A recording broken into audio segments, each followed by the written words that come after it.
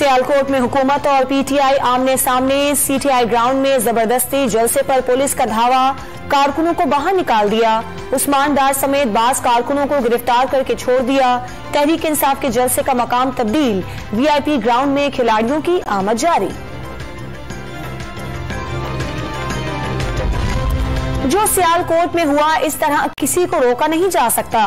फवाद चौधरी ने अकायद नून लीग नवाज शरीफ को नया अल्ताफ हुसैन करार दे दिया।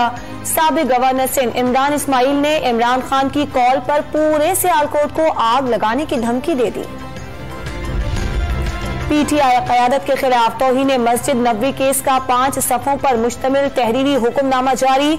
आईजी इस्लामाबाद यकीनी बनाए कोई गलत मुकदमा दर्ज न किया जाए।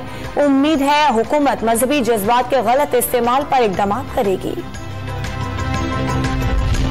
जमात इस्लामी चाहती है अदलिया, इलेक्शन कमीशन और इस्टेब्लिशमेंट गैर जानिबदार रहें। आजाद अदलिया और आजाद इलेक्शन कमीशन हर पाकिस्तानी का मुतालिबा है। सिराजुल हक का वकला बरादरी से खिताब, वकला को सियासी जमातों के लिए इस्तेमाल न होने और आइन की बालादस्ती के लिए जद्दोजहद करने की हिदायत।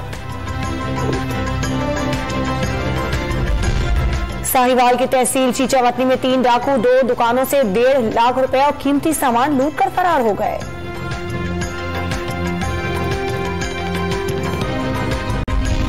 और सिंध पुलिस के शहीर आफरीदी ने एशियन बॉक्सिंग फेडरेशन के चैंपियन का टाइटल जीत लिया। आईजी सिंध की जानिब से फातेह खिलाड़ी को शाबाश।